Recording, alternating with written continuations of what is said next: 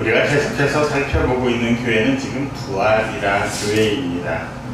두아디라 교회는 믿음과 사랑과 섬김과 같은 처음의 사업들을 잘 유지해내고 지탱해내면서 인내하던, 그렇게 나중 행위가 더 많았다 칭찬을 받았던 교회입니다.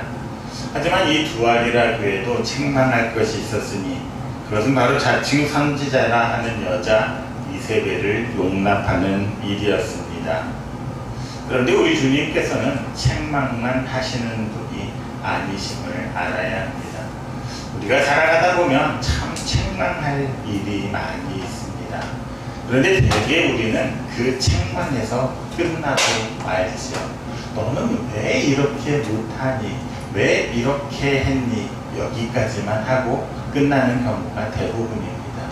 그러다 보니 마음의 상처도 있고 마음의 상심도 주는 것이 우리의 삶이지요. 하지만 우리 주님은 책망만 하는 것이 아니라 그것을 이겨내고 해결해낼 수 있는 방법까지도 함께 가르쳐 주시고 또한 직접 보여주시는 분이심을 알아야 합니다. 그래서 우리를 참 인격적으로 대하시는 분이 우리 주 예수 그리스도이심을 알아야 하는 것이지요. 21절에서 말하고 있는 것처럼 주님께서는 잘못한 우리들에게 항상 회개할 기회를 주십니다. 그 잘못에서 돌이킬 수 있는 기회를 주시는 것이지요. 문제는 주님이 아니라 바로 우리 아니겠습니까? 주님께서 그렇게 기회를 주심에도 불구하고 우리는 좀처럼 회개하고자 하지 않습니다. 회개라는 말 듣는 것도 싫어합니다. 이 말은 무슨 뜻입니까? 한번 우리 안에서 굳어진 의식, 생각들이 좀처럼 변화되지 않는다는 사실을 말해 줍니다. 나에게 편한 생각, 나만을 우선으로 하는 생각을 좀처럼 바꾸려고 하지 않는 게 인간의 본성이기 때문입니다. 사도행전 9장 10절 이하를 보면 베드로에게 하늘로부터 한 그릇이 내려오는 환상이 나옵니다. 그 그릇 안에는 각종 네 발 가진 짐승과 기는 것과 공중에 나는 새들이 있었습니다. 여기에서 어떤 것은 먹을 수 있지만 어떤 것은 먹을 수가 없습니다. 그들의 정결 예법에 의하면 기어다니는 것들은 먹어서는 안 되는 것들이었습니다. 발이 4개 있는 것은 먹으면 되지만 발이 4개가 아닌 것들은 먹을 수가 없습니다. 발이 4개이고 굽이 있는 것은 먹을 수 있지만 발이 4개이지만 굽이 없는 것은 먹을 수가 없습니다. 그래서 돼지고기를 먹을 수가 없습니다. 돼지 발에는 굽이 없기 때문입니다. 아무튼 그런 정결 예법들이 있고 먹을 수 있는 것과 먹을 수 없는 것들이 막 섞여 있는데 하늘에서 잡아 먹으라 하는 하늘의 소리가 들렸습니다. 성령이 주시는 말씀이죠. 그런데 베드로는 말합니다. 속되고 깨끗하지 아니한 것을 나는 결코 먹지 아니하였습니다. 그래서 거기에 있는 속된 것들, 깨끗하지 아니한 것들을 결코 먹을 수가 없습니다. 말하는 것입니다.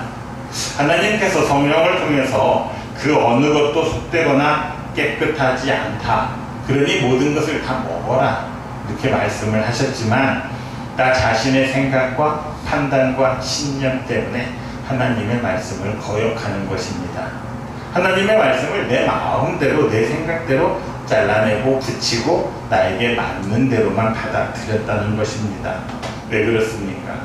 지금까지 내가 지켜와서 편했던 거, 익숙했던 거, 그런 생각과 관습에만 맞는 대로 말씀을 받아들이는 것입니다. 그러니까 하나님의 말씀도 내 좋은 대로 취사선택하고 하나님의 말씀 그대로 듣지를 않았다는 것입니다. 베드로뿐 아니라 두아디라 교회의 성도들도 그랬고 또한 일반적인 사람의 모습이 바로 이렇다는 것입니다.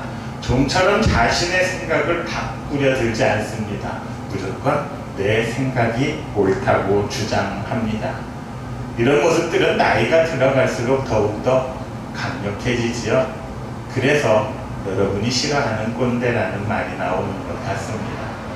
점점 자기 생각으로만 세상을 판단하려고 하고 내 기준에 맞아야만 옳은 것이라 하는 생각들이 있다는 것입니다. 여러분만 그렇겠습니까? 저도 그런 것 같습니다. 나이를 한 살 한 살 더 먹고 가면 갈수록 점점 더 내 생각만, 내 입장만, 내 주장만 내세우는 것들이 바로 우리 인간의 모습인 것 같습니다. 그러다 보니 어떻습니까? 하나님의 생각, 하나님의 뜻보다는 나 자신의 생각과 뜻이 앞서가지요. 그러다 보니 오만과 편견으로 가득 찬 성도들이 되어가는 것입니다. 교회를 오래 다니면 다닐수록 더 큰 오만이 있고 더 큰 편견이 있음을 우리가 알 수 있는 것이지요. 자, 이렇게 나만의 오만과 편견으로 가득 찬 사람들은 어떻게 변해갑니까? 점점 다른 사람들까지도 나와 같이 만들어가고 싶어 합니다. 다른 사람들에게도 무거운 짐을 지우게 하는 것이지요. 예수님께서 바리새인들을 비난하는 경우가 있습니다. 무엇입니까? 그들은 자신도 천국에 들어가려 하지 아니하고 다른 사람들도 천국에 들어갈 수 없도록 무거운 짐을 지운다는 것입니다. 나쁜 일을 하는 사람들은 꼭 주변에 있는 사람들을 공범으로 만들려고 합니다. 자기와 같은 짐을 지게 하고 그래야 내 마음이 편하다는 것이지요.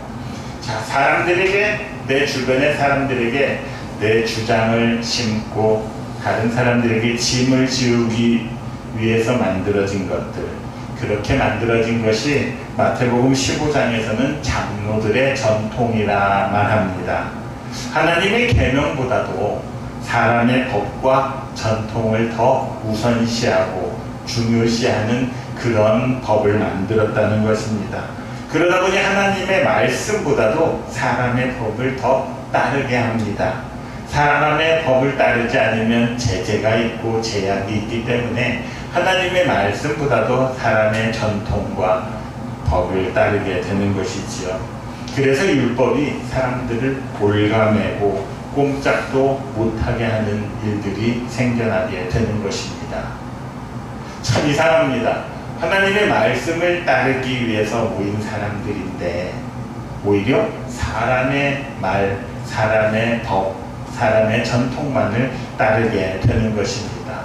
이런 사람들을 향해서 예수님께서 마태복음 15장 8절에서 이렇게 말씀하십니다. 같이 한번 읽겠습니다. 마태복음 15장 8절입니다. 같이 읽습니다. 이 백성이 입술로는 나를 공경하되 마음은 내게서 멀도다. 입으로만 나를 공경한다는 것이지요. 실제 마음은 그들에게 있지 않습니다. 하나님께 있지 않고 자신들의 이익에 있다는 것입니다. 오늘 성경, 오늘 말씀은 뭐라고 말씀합니까? 이런 사람들은 결국 큰 환난 가운데 던져지고 사망에 이르게 될 것이라 말하고 있습니다. 입으로 아무리 믿음이 좋다고 말해봤자 마음이 하나님께로부터 떨어진 사람들, 멀어진 사람들, 그들은 환난과 사망에 이를 수밖에 없다는 것입니다. 자, 그렇지만 이세벨의 교훈을 받지 아니한 사람들, 사탄의 깊은 것을 알지 못하는 사람들, 다시 말하면 두아디라의 남은 자들, 하나님의 말씀 안에 남은 자들은 어떻게 된다고 말하고 있습니까? 24절을 보니 다른 짐으로 너희에게 지울 것은 없노라 이렇게 말씀하십니다. 더 이상 사람들이 만들어서 굴레 씌우고 무겁게 올려놓은 그 짐을 지게 하지 않겠다는 말씀입니다. 예수님은 이와 같은 말씀을 마태복음 11장 28절에서도 하셨지요. 우리가 잘 아는 말씀입니다. 마태복음 11장 28절 말씀 같이 한번 읽겠습니다. 수고하고 무거운 짐진 자들아 다 내게로 오라. 내가 너희를 쉬게 하리라. 사람들은 다른 사람들의 어깨 위에 자꾸 짐을 올려놓으려고 합니다. 그러니까 세상을 살아가는 사람들은 다 수고해야 되고 무거운 짐을 진 사람들입니다. 하지만 우리 주님께서는 무거운 짐을 지게 하는 대신에 오히려 쉬게 해주시겠다 말씀하고 있습니다. 더 이상 짐을 지게 하지 않는 것, 그것이 바로 쉬게 하는 것이지요. 더 이상 짐을 지게 하지 않는 것부터 쉼이 시작되는 것입니다. 자, 성경은 우리가 이 쉼을 얻기 위해서 우리의 눈앞의 편안함이 아니라 본질적인 편안함을 위해서 필요한 것이 있다고 말씀하시지요. 25절입니다. 25절 말씀 뭐라고 되어 있나요? 같이 읽습니다. 다만 너희에게 있는 것을 내가 올 때까지 굳게 잡으라. 우리는 무슨 문제가 생겼거나 해결을 해야 될 때 해결책을 항상 밖에서 찾는 버릇들이 있지요. 뭔가 새로운 뭐가 들어와야 이것들이 해결될 수 있다고 생각을 합니다. 그런데 주님은 좀 의외의 말씀을 하십니다. 다만 너희에게 있는 것을 내가 올 때까지 굳게 잡으라, 이렇게 말합니다. 너희에게 있는 것, 우리에게 있다는 것이 있지요. 여기서 있는이라는 말의 원어는 에코라고 합니다. 이 에코라는 말의 뜻은 가지다, 지니다, 소유하다, 이런 뜻입니다. 그러니까 우리가 소유하고 있는 것을 잘 지키라는 말이지요. 그런데 이 에코라는 단어가 굉장히 우리가 잘 아는 곳에 쓰였습니다. 그것은 바로 마태복음 1장 23절입니다. 같이 한번 읽을까요? 마태복음 1장 23절입니다. 보라, 처녀가 잉태하여 아들을 낳을 것이요 그의 이름은 임마누엘이라 하리라 하셨으니 이를 번역한즉 하나님이 우리와 함께 계시다 함이라. 가지다, 소유하다라고 했는데 이 본문 안에 어디에 그 에코라는 단어가 쓰였을까요? 네, 여기에서 잉태라는 말이 에코입니다. 그러니까 무슨 뜻이 되는 겁니까? 마리아가 예수를 소유했다는 것이죠. 가졌다는 것입니다. 처녀가 예수를 가졌고 그러므로 인해서 마리아는 임마누엘이 되었다는 것입니다. 마리아가 예수를 가짐으로 인해서 임마누엘이 되었다면 우리는 어떻게 해야 임마누엘이 될 수 있겠습니까? 그러면 이 예수를 요한복음에서는 뭐라고 말합니까? 태초에 말씀이 계십니다. 마리아가 말씀을 가졌기에 그 말씀이 우리와 항상 함께 하시는 임마누엘이 되었다는 것입니다. 자, 디모데후서 3장 14절을 보면 이런 말씀이 있습니다. 같이 읽겠습니다. 그러나 너는 배우고 확신한 일에 거하라. 이것만 봐서 무슨 말인지 잘 모르겠지요. 그리고 나서 15절부터 성경에 관한 말씀들이 쭉 나오고 있습니다. 그렇다면 우리가 배운 것은 뭐라는 겁니까? 하나님의 말씀이라는 것이지요. 우리는 무엇을 확신할 수 있습니까? 하나님의 말씀을 확신할 수 있습니다. 우리는 하나님의 말씀을 배웠고 하나님의 말씀을 확신합니다. 그러니까 그 말씀 안에 거하라, 이렇게 말하고 있는 것이지요. 그 말씀 안에 거하는 것이 예수를 가진 것이 됩니다. 그 말씀 안에 거하는 것이 내 안에 있는 것을 더욱더 굳게 잡으라는 말이 되는 것입니다. 우리 안에 가지고 있는 하나님의 말씀을 주님이 다시 오실 그날까지 끝까지 붙잡고 소유하고 있으라. 성령은 우리에게 이렇게 말하고 있는 것입니다. 해결책이 다른 데 있는 것이 아니라는 것이지요. 이 세상에서 이길 수 있는, 끝까지 하나님의 편에 남아서 싸울 수 있는 그 힘이 바로 우리 안에 예수 그리스도 말씀으로 남아있다는 것입니다.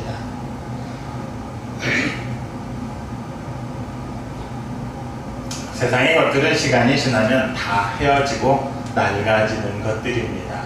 우리가 가진 모든 것들 중에 교체하지 않아도 되는 것들은 없는 것 같습니다.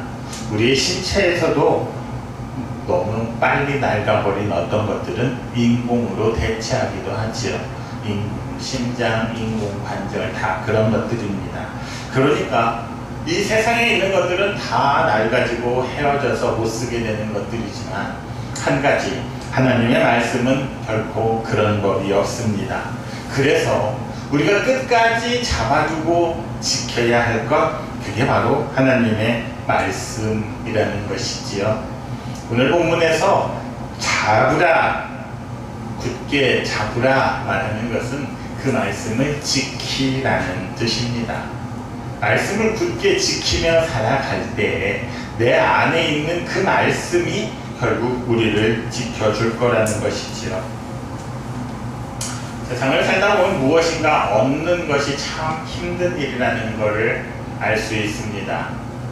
우리의 눈은, 우리의 마음은 참 간사한 것 같습니다. 조금만 좋아 보이면 갖고 싶어 하지요. 새로운 것들이 마구마구 나오면 참 갖고 싶어 합니다. 대개의 전자제품들이 이 시기에 새로운 모델들도 나오고 이렇게 되면 보면 참 좋고 갖고 싶습니다. 그런데 그것들을 갖는 것 참 쉽지 않은 일이지요.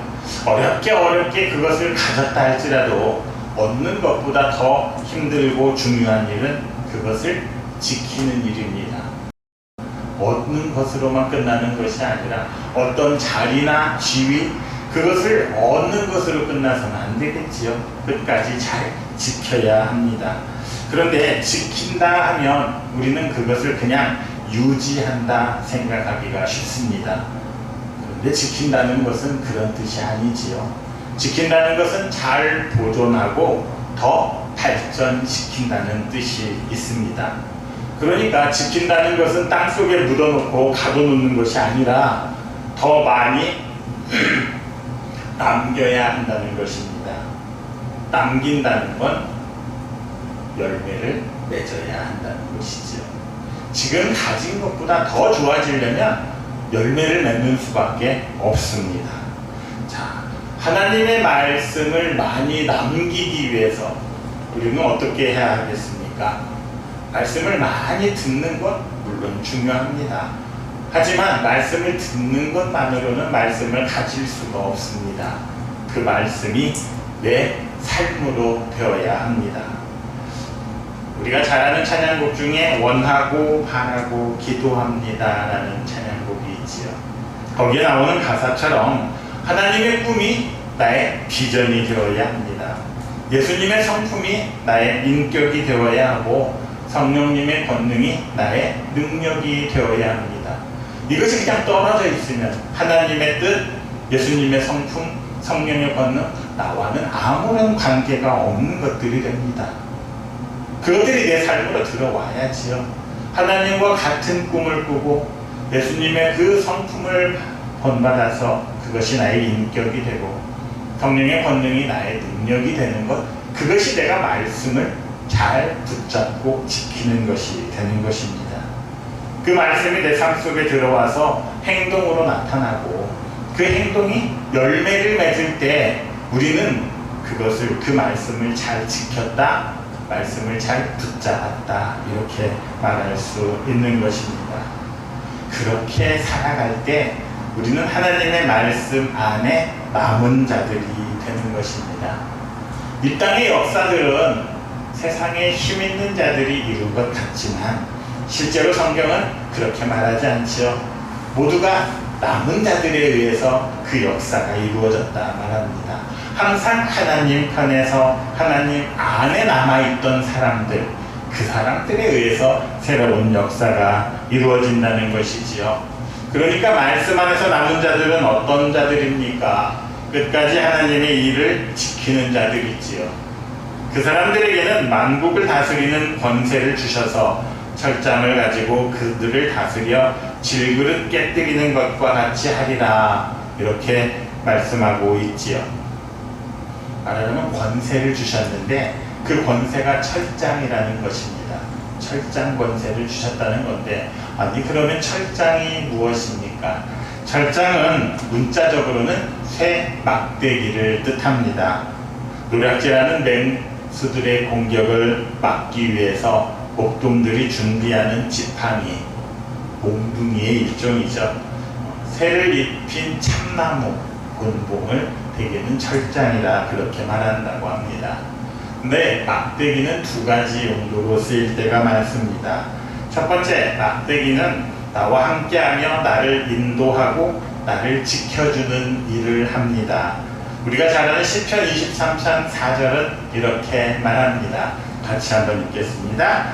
내가 사망의 음침한 골짜기로 다닐지라도 해를 두려워하지 않을 것은 주께서 나와 함께 하시니라. 주의 지팡이와 막대기가 나를 안위하시나이다.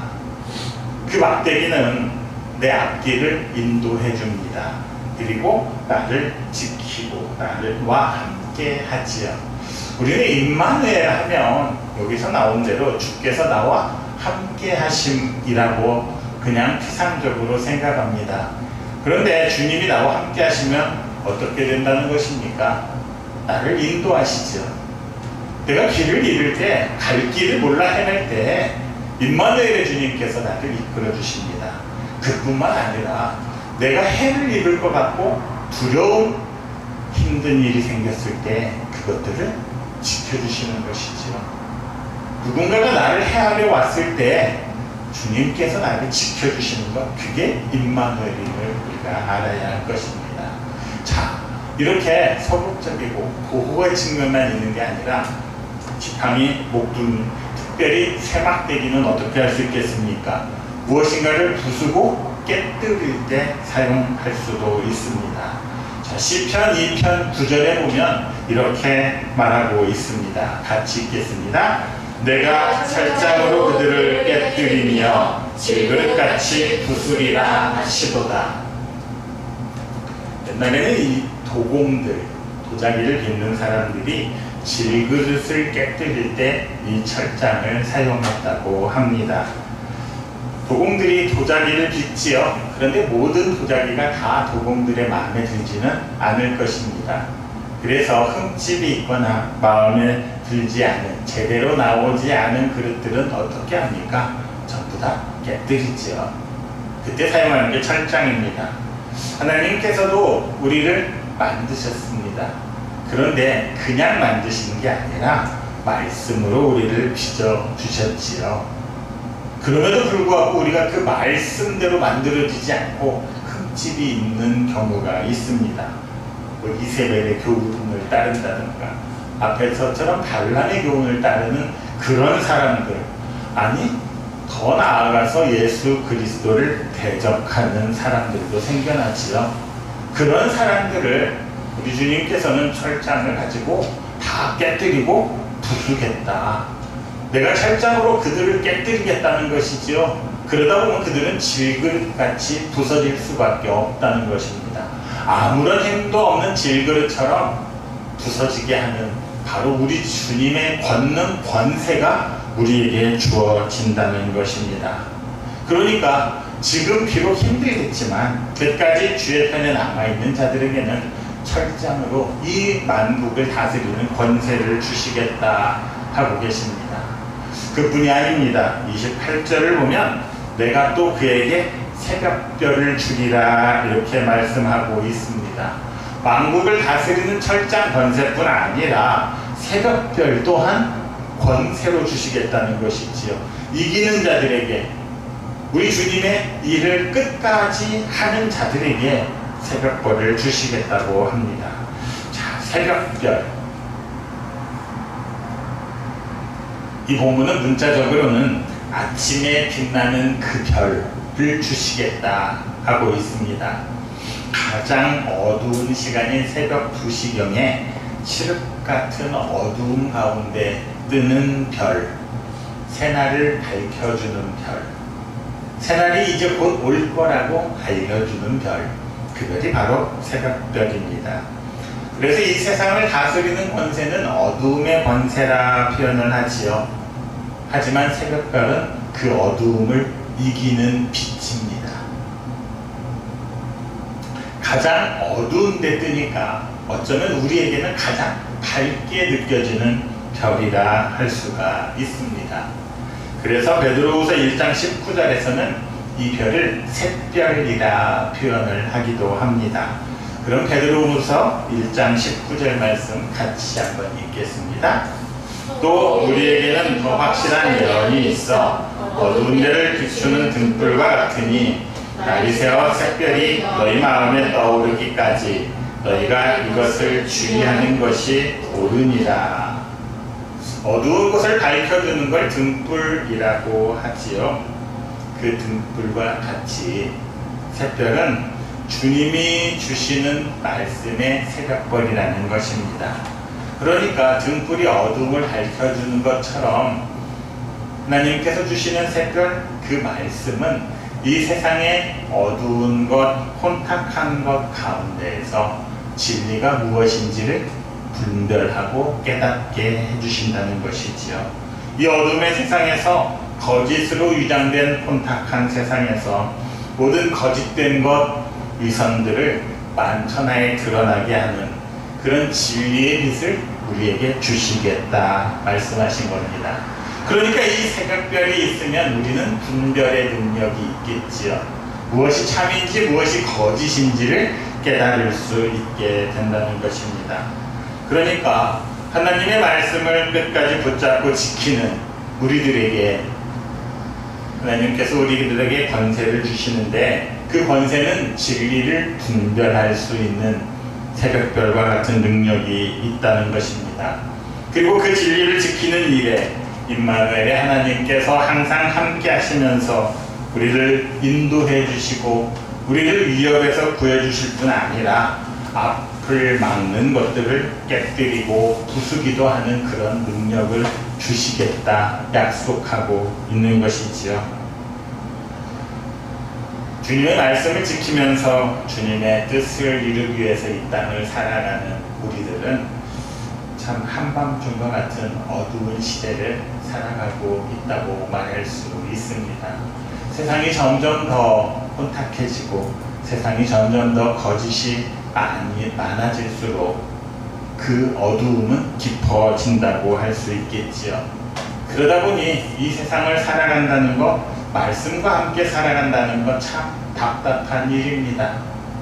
어떻게 보면 참 고통스럽기까지 합니다. 차라리 신앙을 포기해버리고 그 말씀을 놓아버리면 이 세상에서 훨씬 더 쉽고 편하게 살아갈 수 있을 것 같기도 합니다. 그것이 우리에게는 유혹이고 미혹이지요. 아니 남들 다 그렇게 양심을 버리고 사는데 거짓을 진실로 둔갑시켜서 살아가고 잘못해도 사과 한마디 안 해도 잘만 사는데 우리도 그렇게 살아야 되는 거 아닌가 항상 갈등을 겪기도 합니다. 하지만 참 많이 쓰는 말이지만 밤이 칠흑같이 어두울수록 새벽별은 더욱 찬란하게 아름답게 뜨는 법이지요. 80년대에는 닭 모가지를 비틀어도 새벽은 온다 이런 말들도 있었습니다. 아무리 힘들어도 결국 밝은 빛의 새벽은 오는 법입니다. 그러니까 우리에게 새벽별을 주신다는 것, 그것은 예수 그리스도께서 우리의 참 소망이 되신다는 것이지요. 뿐만 아니라 우리가 새벽별을 가지고 있다면 온 밤을 세워가면서 힘들게 새벽을 기다리는 그 사람들에게도 소망이 되고 희망이 되는 것 아니겠습니까? 성도들은, 그리스도인들은 바로 그런 사람들입니다. 나만 새벽별을 가지고 있는 것이 아니라 나만 희망에 차 있는 것이 아니라 나를 보는 모든 사람들에게도 희망을 줄 수 있는, 그게 내 힘이 아니라 우리 주님의 권세와 능력으로 그렇게 되는 사람들, 그 사람들이 바로 그리스도인임을 잊지 마시기 바랍니다. 지금은 그 약속이 참 희미하고 잘 보이지가 않습니다. 저게 뭔가 있는 것 같은데 정말 있는 것일까 의구심이 들기도 합니다. 하지만 우리 주님의 약속은, 그 말씀은 결코 변하지 않는 말씀임을 기억하는 여러분들이 되시기를 바랍니다. 그렇게 주님의 일을 지키기 위해서, 끝까지 그 일을 잘 감당하기 위해서 우리 안에 있는 말씀과 믿음을 지키며 인내하는 여러분들 모두가 되시기를 그리스도이신 예수님의 이름으로 축원합니다.